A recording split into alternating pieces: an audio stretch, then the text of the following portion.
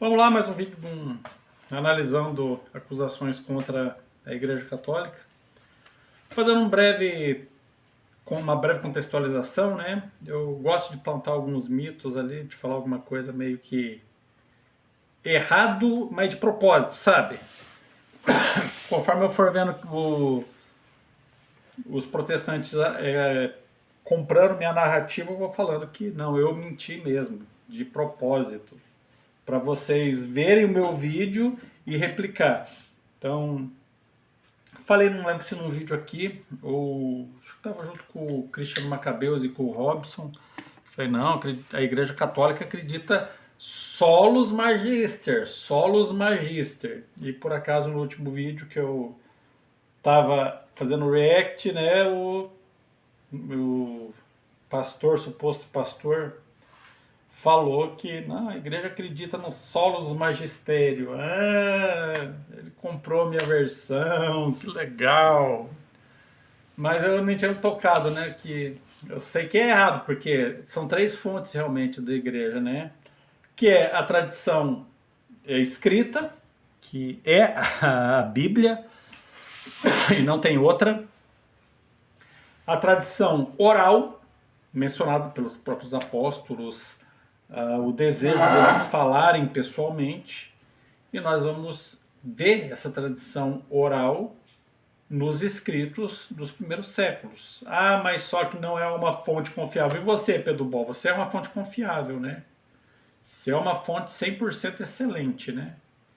Nós não estamos ali pegando interpretações, nós estamos atrás de fatos concretos e que são mencionados pelos pais da igreja e pelos padres apostólicos.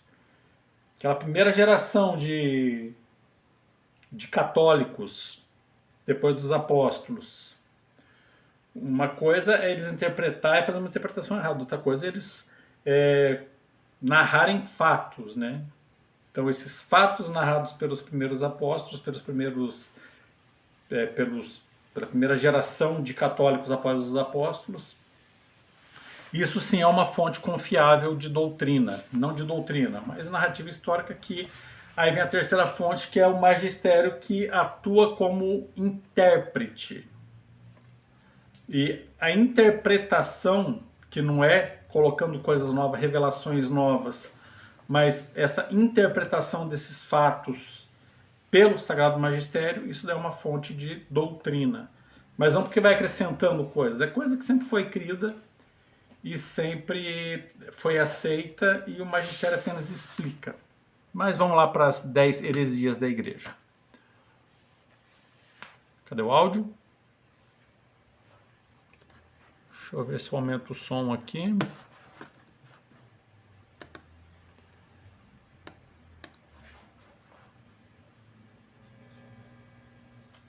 Tá ruinzinho. Deixa eu aumentar tudo quanto é som aqui, vamos ver se dá certo.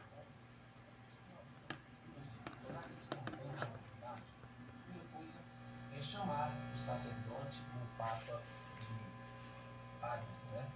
Que é a mesma coisa, latim, pai. O termo papa quer dizer pai de todos. Então, a escritura diz, né, nas palavras do nosso Salvador, e a ninguém sobre a terra chameis vosso pai, porque um só é o vosso pai, aquele que está nos céus. Naturalmente você tem pai, mãe. Tá, acusação aqui, deixa eu ver se eu coloco. Vamos ver.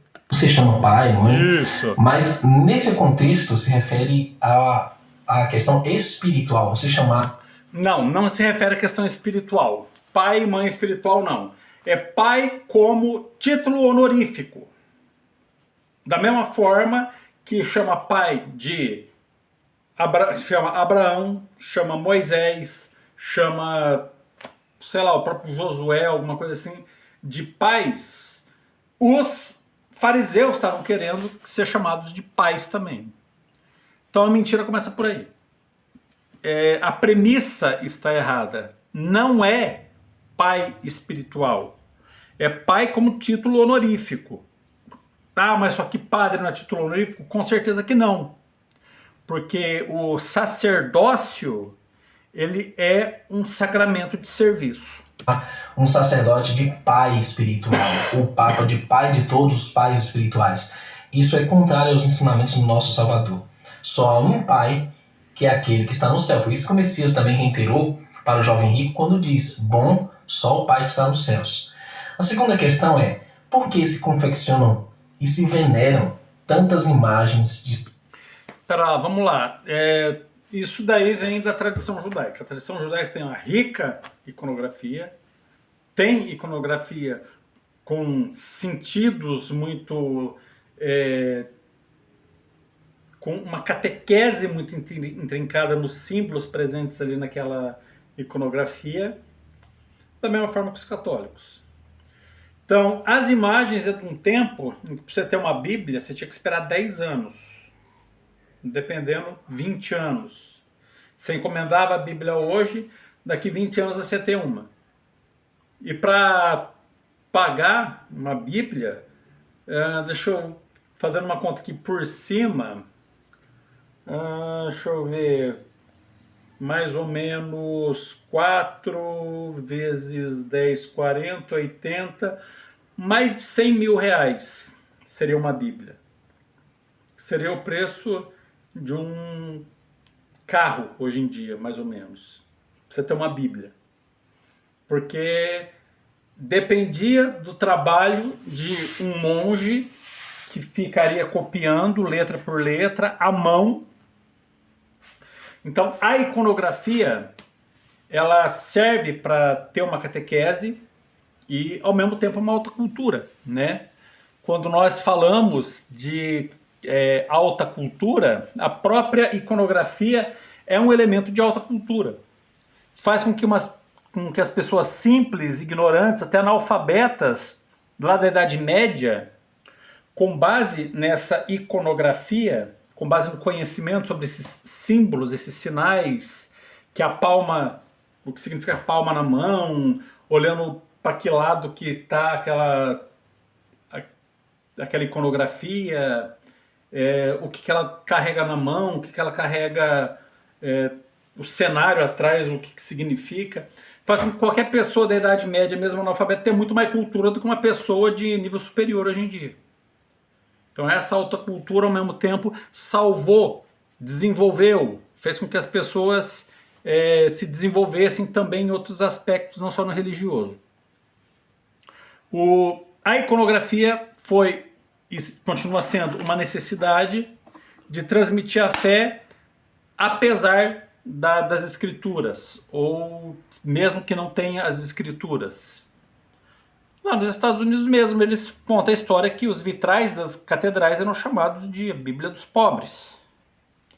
Então, por quê? A veneração, é óbvio, vem de outro trecho bíblico. Ali no livro Como Defender a Igreja Católica de Falsos Amigos, Inimigos Declarados, eu fiz essa distinção, eu separei esses elementos de veneração, iconografia, intercessão, santos no contexto litúrgico. Acho que fiz umas 4 ou 5, uns 4, 5 capítulos explicando a questão dos santos, aí modelo de virtude também. Então, são 5 aspectos que envolvem a ideia dos santos, o culto aos santos e a própria concepção católica sobre os santos. São 5 aspectos ali que o protestante mistura essas coisas, pega os elementos que interessam dessas 5 realidades e fala, isso aqui é um deus pagão, isso daqui é um... Não tem nada a ver com isso. A veneração é porque, segundo Tessalonicenses 1,12, para que Deus seja louvado por causa de vocês e vocês sejam louvados por causa de Deus. É o que a gente está fazendo. Louvando a Deus por causa dos santos e louvando os santos por causa do que Deus fez na vida dele. Mas só que pede intercessão deles. Sim, é uma tradição que vem desde antes da Bíblia. Ensina-se que Caleb, antes de ir lá para a Terra Prometida, sabia que os companheiros dele queriam matar ele. Aí ele fez um desvio por Hebron e foi rezar lá no túmulo de Rebeca, de Isaac, de Abraão.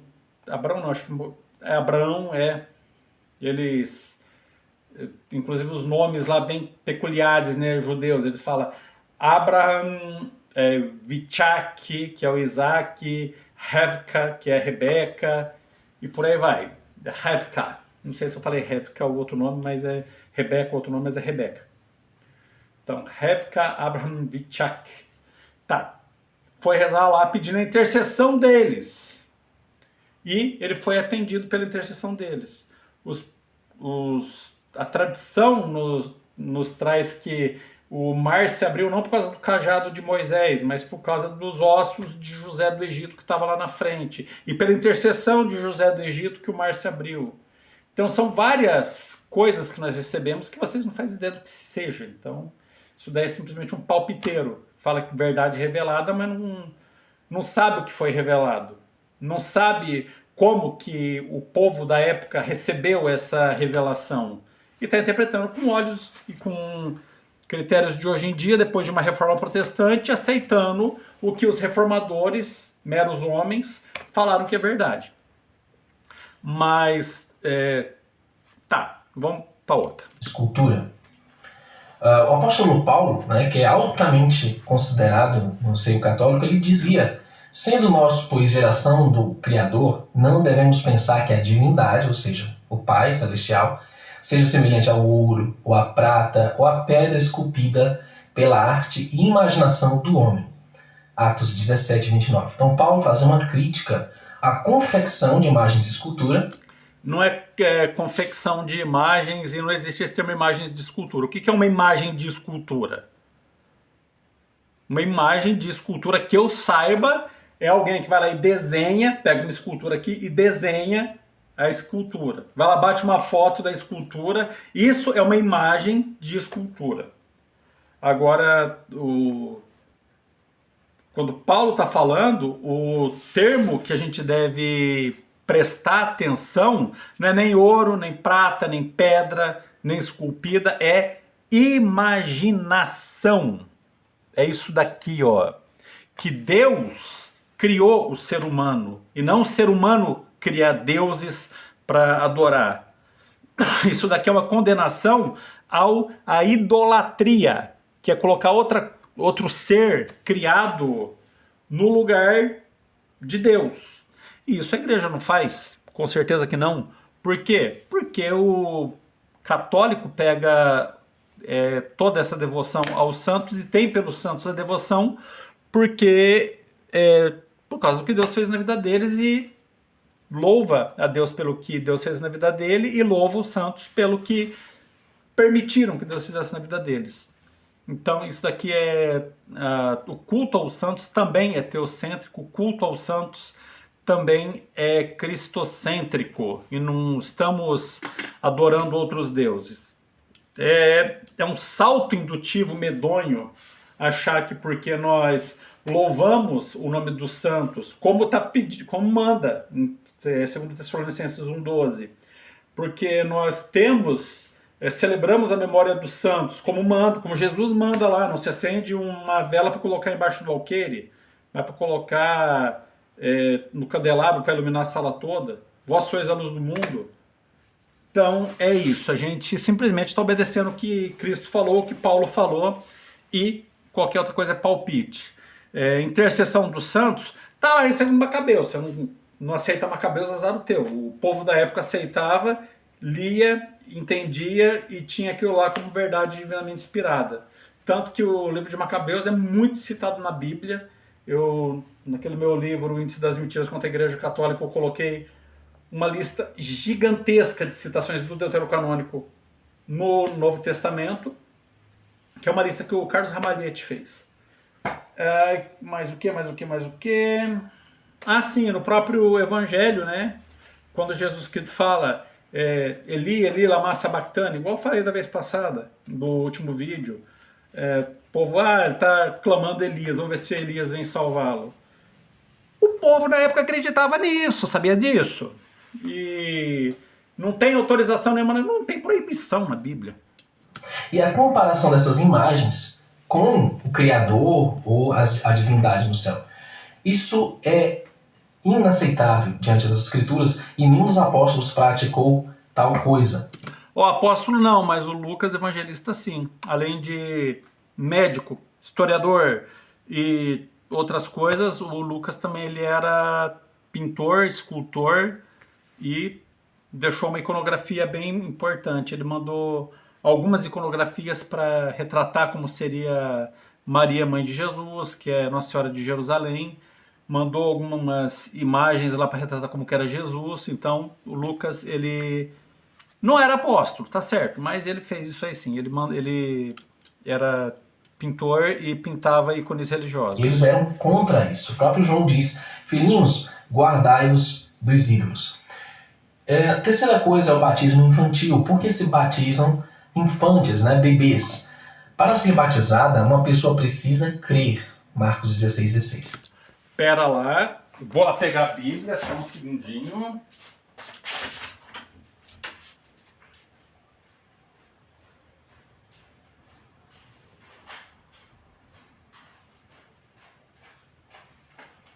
Vamos lá, Marcos 16:16. Não basta a gente mostrar que tá errado, tem que mostrar também que o cara não sabe interpretar a Bíblia, né? Mateus, Marcos... Tem capítulo 16 de Marcos, vamos ver. Aqui, Marcos 16:16, é o último. Aquele que crer e for batizado será salvo. Como que alguém pode... Eu posso crer sem ser batizado? Posso. Posso ser batizado sem crer? Posso. Se eu for batizado, eu tenho que crer? Tenho. Muito simples, não é crer para ser batizado. São duas condições, simplesmente isso. Confessar que só o Salvador é o soberano na sua vida, o Filho do Eterno, Atos 8:30. Vamos de novo lá em Atos. João, Atos, o quê? 8:36. Atos 8:36. 25, 33. Prosseguindo pelo caminho, chegaram aonde havia água. Disse então o eunuco: eis aqui a água. Que impede que eu seja batizado? Letra E. Vamos lá ler a letra E. É glosa muito antiga, conservada no texto.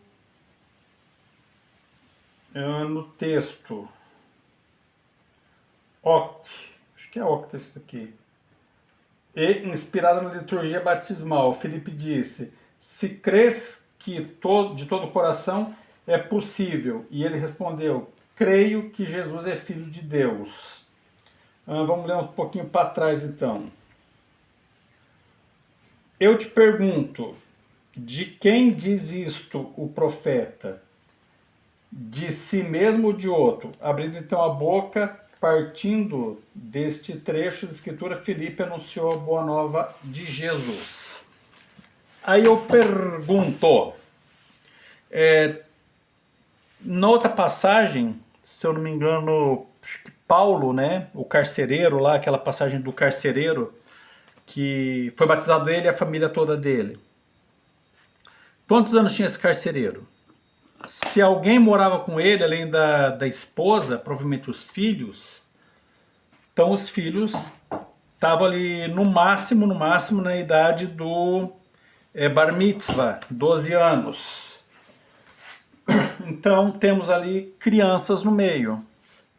E eles foram batizados por quê? Porque o pai creu. Então há a necessidade de crer se o batizado, no caso, se a pessoa que for batizada, já for na idade da razão, já for uma pessoa adulta. Mas, se for criança, dá para batizar por causa do patrocínio, por causa do, como direi, do apadrinhamento com alguma pessoa que crê. E essa pessoa se compromete a anunciar, zelar e fazer com que a pessoa creia. Então, essa daqui é apenas uma das formas de batismo. Depois, 1 Pedro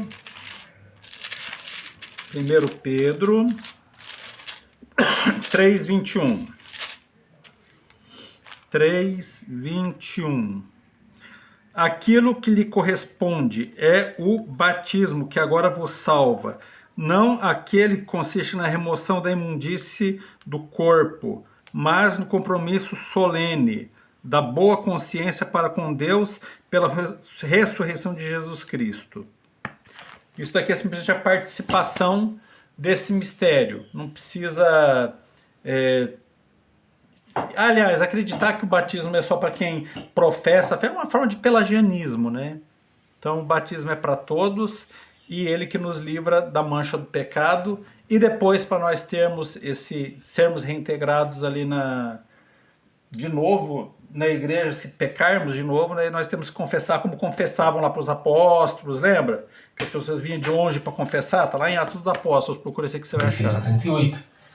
E fazer voto de consagração, 1 Pedro 3:21. Uma criança não tem ainda uma consciência formada. Tá, ó, vou ler até, para mostrar que estou de boa vontade. Vamos ler um versículo antes e um versículo depois, para ver se é necessário esse voto de consagração em 1 Pedro 3. Para decidir no que ela vai crer, ou se ela vai confessar o Messias como seu Salvador. Então, o batismo infantil nunca existiu entre os discípulos, apóstolos do próprio Messias não recebeu esse batismo, nenhum deles batizaram criança. No caso, Jesus Cristo não foi batizado para remoção dos pecados dele, porque ele não tinha pecado. Jesus Cristo foi batizado para... Jesus Cristo batizou a água, não é a água que batizou Jesus Cristo. Então, é totalmente contra as Escrituras, você deve repensar isso. 3:21, né? Um antes e um depois, olha só. A saber, aos que foram incrédulos outrora, nos dias de Noé, quando Deus, em sua longanimidade, contemporizava com eles, enquanto Noé construía a arca, da qual poucas pessoas, isso é, 8, foram salvas por meio da água, aquilo que lhe corresponde é o batismo, que agora vos salva. Olha só, quem fala que o batismo é só um sinal, né? Não que ele consiste na remoção da imundície do corpo, mas compromisso solene da boa consciência para com Deus pela ressurreição de Jesus Cristo, que, tendo subido ao céu, está à direita de Deus, estando-lhes sujeitos os anjos, dominações e potestades. Não fala nada aqui de fazer um compromisso fiel. Pelo contrário, o compromisso é de Jesus para com o ser humano e não do ser humano para com Jesus, pelo batismo. A mediação de Maria e dos santos, né? As pessoas dizem, não, os santos podem ajudar. Mas a Escritura diz, porque é um só Senhor e um só mediador entre Deus e o homem, Jesus Cristo, que morreu por nós. Por que ele morreu? Para ser o gênio da lâmpada maravilhosa? Opa! Não!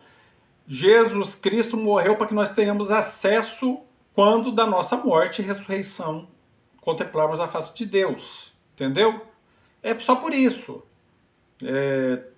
Colocar Jesus Cristo no lugar dos santos e santos no lugar de Jesus Cristo é tão errado quanto. Nós recorremos à mediação dos santos não foi por causa de algum concílio, de alguma coisa posterior. É uma tradição legítima. Os apóstolos criam nisso. Se eles fossem judeus, eles acreditavam nisso. Por quê? Porque os judeus sempre acreditaram nisso. E acredita até hoje, pratica. É óbvio que no caso dos judeus é sempre uma coisa meio que extraordinária, uma coisa bem menos cotidiana assim, do que para o católico.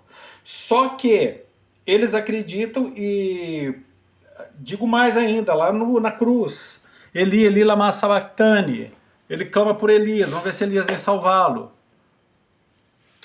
Qual que é a dúvida? Que os judeus acreditavam nesse mistério. E, mas em momento nenhum a Bíblia autoriza, em momento nenhum a Bíblia proíbe também. E nós temos que, desde tempos remotos, não me lembro, Pauli et Petri, Petiti pro Victor, inscrições lá dos primeiros séculos, nas catacumbas. Temos vários relatos disso aí. E é óbvio que isso aí foi uma verdade divinamente inspirada, revelada pelos apóstolos, e por aí vai. Então, não se escandalize com essas pessoas, porque isso é crido desde o tempo de Jesus Cristo, desde bem antes de Jesus Cristo, e Jesus Cristo, é óbvio, era judeu, os apóstolos eram judeus, e todos, como bons judeus que eram, eles acreditavam nessas coisas também, e praticavam. E há alguns relatos, claro, os deuterocanônicos, Baruque, segundo Macabeus e tudo mais também fala disso daí. Livro de Enoque, quarto livro de Macabeus, tudo fala sobre isso daí também. Mas na Bíblia mesmo, para você entender o que significa a mensagem de Jesus lá para aquela época, você tem que entender também essas questões de sociologia bíblica, arqueologia bíblica e outras coisas do tipo. Então, pura balela, puro achismo, puro, sei lá, suposição isso daí. Criador e um só mediador entre ele e o ser humano. É o Messias, homem. Então, queridos, segundo a Bíblia, né, 1 Timóteo 4:5, só há um mediador, só há um intercessor. Então você não pode pedir a Maria, ou alguns dos discípulos, ou algum santo bíblico, ou algum santo canonizado que possa intervir em seu favor, porque ele não vai te atender. Somente o Messias, ele diz: eu sou o caminho, a verdade e a vida. Ninguém vai ao Pai senão por mim. Se ninguém vai ao Pai senão por mim, também é o acesso. Nós morrermos, irmos para o céu, e só através de Jesus Cristo que nós conseguimos essa salvação. Só. Estou falando da salvação eterna e não de, eu estou precisando de um emprego melhor, estou precisando de uma bênção aqui no meu casamento, estou em crise, estou precisando de uma ajudinha aqui. Jesus não é o gênio da lâmpada maravilhosa e nem você está com essa bola toda, não. Você precisa recorrer ao mérito dos santos para ser atendido, porque da mesma forma que Deus é muito amoroso, Deus também é justo e não vai atender um pecador preguiçoso igual você. Ele é o único caminho, não há outro. Bom, em quinto lugar, o celibato obrigatório, né? Que é celibato eu vou deixar ele falar e é uma coisa muito simples de falar. O casamento dos bispos foi vedado pela Igreja Católica em 1074, no século XI. Porém, biblicamente, o bispo, o pastor, né, e o presbítero devem ser casados. 1 Timóteo 3, verso 2 a 5. Tito 1, 5 a 9. Então, o próprio Messias ele foi lá curar a sogra de Pedro, né? O primeiro papa era casado. Eles escondem isso, né? E, na verdade, Pedro não foi papa, conforme vimos aqui, que não podemos chamar ninguém de pai. Bora lá, então. Não pode ser heresia porque não é dogma. É simplesmente uma norma disciplinar, que padre não pode casar. Bom, já morre por aí. Agora, Pedro era casado, Pedro foi casado, Pedro era viúvo, para começo de conversa. Diz a tradição, olha só a tradição aí, gente, que a mulher de Pedro morreu num parto. Então, ela tem sogra, porque a mulher dele morreu bem nova. E Paulo, pô, por que você não fala de Paulo, então? Quer falar de celibato? Fala de Paulo. Vamos conversar sobre Paulo, então? E a transubstanciação. Bom, no século XV, em meados de 1414, a ceia do Senhor foi alterada. Excluíram o vinho e substituíram o pão pela hóstia. Isso daí é o oposto. Sempre foi só com pão para as pessoas, né? Porque, inclusive, tá lá. Quando Paulo estava celebrando a missa, ele distribui só o pão. Ele não distribui o vinho. É celebrado com pão e vinho, mas é só o pão que é distribuído. Dá uma olhada na Bíblia. Vai à Bíblia, porque saber? Então vai lá. Para de ficar falando que 1414 retornou a ser só... Acho que nem foi isso, acho que foi um pouquinho mais para frente ainda. Que retornou a ser só com o pão. Porque por um breve momento ele teve o corpo e o sangue distribuído para as pessoas lá, mas foi para combater uma heresia só. Então, pura balela. Eu falo sobre isso aí no livro O Índice das Mentiras contra a Igreja Católica. A igreja primitiva celebrava a Santa Ceia com os dois emblemas, pão, representando a carne, e o fruto da videira. Diga-se de passagem, eles guardavam a Páscoa, né? Denotando o sangue do Messias. Marcos 14, 22 a 25, Lucas 22, 17 a 20, 1 Coríntios 11, 23 a 34. O próprio Messias assim o fez em Mateus 26, 26 a 29, João 6, 51 a 56. Os católicos participam apenas do pão, que é a hóstia, e somente o padre bebe o vinho. Entretanto, a Escritura diz: comei e bebei dele todos. Então, todos vós. Por quê? Porque todos eles eram bispos. Eles eram apóstolos, foram lá fazer os bispos, eles eram do clero. Então, todos vós. Mesma coisa, onde dois ou três, se dois de vocês estiverem de acordo em alguma coisa, eu assino embaixo. Dois de quem? Eu e você? Não, dois deles. Então tem que parar com essas ampliações indevidas. Comer e beber e todos vós. E fazer isso em memória de mim. Por quê? Porque eles também eram clérigos e eles tomaram do sangue de Cristo. Agora, quando tinha o sacrifício de touros, de cordeiro, o que fazia com o sangue? Eles, bebiam o sangue? Ou comia só a carne? Vamos conversar sobre isso também? Ou você não está preparado para ter essa conversa comigo ainda? Ao excluir os membros do vinho, eles estão ali, então, quebrando o que foi ensinado, né? Mateus 26, 26 e 27. A doutrina da transubstanciação, que diz que o próprio Cristo desce no ato da missa ali e morre novamente... Errou! O sacrifício de Cristo é eterno, de uma vez por todas. Ele não morre novamente. A missa, a celebração da missa, não é Cristo morrendo de novo, mas é Cristo, o mesmo sacrifício lá do monte lá, o mesmo sacrifício da cruz. É aquele sacrifício que se torna presente hoje em dia e não morre de novo. Isso daí é heresia também. Vai contra as escrituras. Hebreus 10, 10 em diante diz que ele morreu de uma vez por todas. Seu sacrifício foi perfeito, não morrendo mais, né, pelos nossos pecados. Em sétimo... Depois nós vamos falar do limbo. Próximo vídeo eu vou fazer a segunda parte disso daí. E lá no finalzinho parece que ele vai lançar um monte de mentira e estou preparado para responder. Vamos lá. Qualquer coisa, qualquer dúvida, comenta, fala comigo aí, procura eu que eu respondo, viu? Eu sou bem solícito. Mas se vier com grosseria também, vocês vão levar na orelha, né? Porque eu não tenho muita paciência também não.